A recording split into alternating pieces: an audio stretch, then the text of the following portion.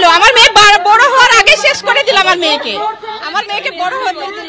আমি বিচার চাইছি, আমি বিচারের জন্য এসেছি, বিচার চাইছি। আমি শেষ পর্যন্ত বিচার চেয়েই যাব, লড়েই যাব। আমার এই আগুন জ্বলতেই থাকবে। আমার মেয়ের রক্তে যে আমার শরীর রাঙিয়ে নিয়েছি, ওই রক্তে আমি শপথ নিয়েছি, মেয়ের খুনিদের যতদিন আমি শাস্তি না দিতে পারবো ততদিন আমি লড়ে যাব।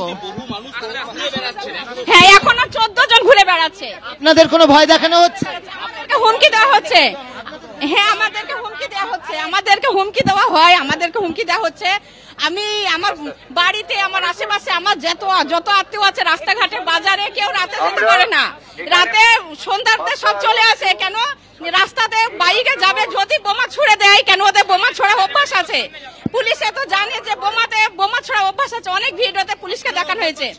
আমি তো ভয়, ইতিমধ্যে আমার সব সময় ভয়, আমার জন্য তো সব সময় ভয়। আমি ভয়ের পরোয়া করি না।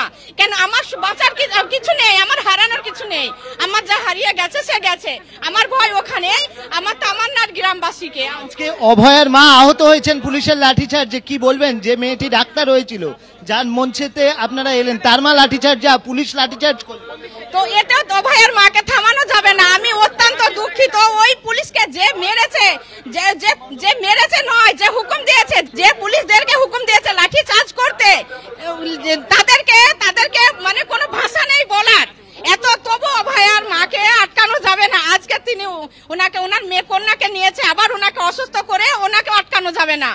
আমাকে যেমন আটকানো যাবে না, তেমন অভয়ার মাকেও আটকানো যাবে না। অবশ্যই, যেরকম তিনি জানিয়ে দিলেন, অভয়ার মাকেও আটকানো যাবে না, তামান্নার মাকেও।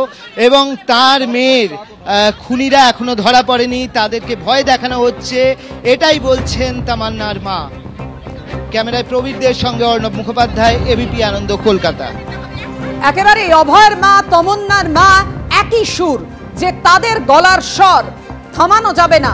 এভাবেই গর্জে উঠবেন তারা, এভাবেই তারা তাদের প্রতিবাদ চালিয়ে যাবেন যতদিন না সুবিচার পান।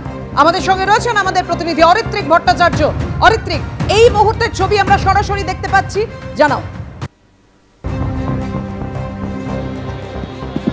একেবারে তাই, দেখো এই মুহূর্তে হাজরা মোড়, একেবারে মানুষের ভিড়। আমি তোমাকে ছবিটা দেখিয়ে নেব।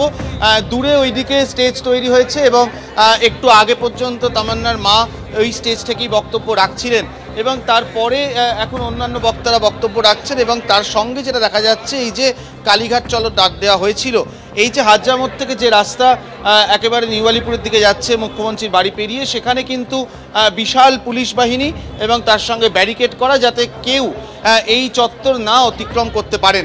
আর এই হাজরা মোড় যদি বলি, হাজরা মোড়ের দখল কিন্তু এই মুহূর্তে নিয়েছে সাধারণ মানুষ। অভয়া মঞ্চের ডাকে আজকের এই যে ঘটনা ঘটেছিল 1 বছর আগে, তার 1 বছর পূর্ণ হচ্ছে সেই অত্যন্ত দুঃখজনক এবং ন্যাক্কারজনক সেই ঘটনার প্রতিবাদে এই মুহূর্তে হাজরা মোড়ে কিন্তু প্রচুর মানুষ এই মুহূর্তে হাজরা মোড়ের দখল নিয়েছেন এবং তারা প্রত্যেকের মতন ভাষ্য রাখছেন। মূল মঞ্চে এক ধরনের অনুষ্ঠান হচ্ছে, অন্যদিকে মূল মঞ্চে একদিকে অনুষ্ঠান চলছে এবং অন্যদিকে কিন্তু প্রচুর মানুষ তারা এখানে জড়ো হয়েছেন, তাদের নিজের বক্তব্য রাখছেন, তারা নিজেরা বাংময় হচ্ছেন। এবং যে ছবিটা আমরা 1 বছর আগে থেকে দেখেছি, লাগাতার বিভিন্ন সময় কলকাতা এবং জেলার বিভিন্ন প্রান্তে এই রকমের আন্দোলন চলেছে, মানুষ জড়ো হয়েছেন, তাদের নিজের প্রতিবাদ ব্যক্ত করেছেন এবং অবশ্যই তারা সেখানে আন্দোলন চালিয়ে নিয়ে গিয়েছেন। আজকে সেই ন্যাক্কারজনক ঘটনার 1 বছর যেখানে পূরণ হচ্ছে, সেখানে কিন্তু সেই ছবিটা আবারও ফিরে এলো। দক্ষিণ কলকাতার প্রাণকেন্দ্রে হাজরা মোড়ে এই মুহূর্তে প্রচুর মানুষ জড়ো হয়েছেন, তারা কিন্তু প্রতিবাদ চালাচ্ছেন। এবং যেহেতু তাদের যে কালীঘাট চলো অভিযান, এখান থেকে ব্যারিকেড দেওয়া রয়েছে, তার ফলে তারা প্রথমে সেখানে যাওয়ার চেষ্টা করলেও ব্যারিকেড দেখার পর এইখানে তারা অবস্থান করছেন এবং একটা মূল মঞ্চ থেকে অনেকে বক্তব্য রাখছেন।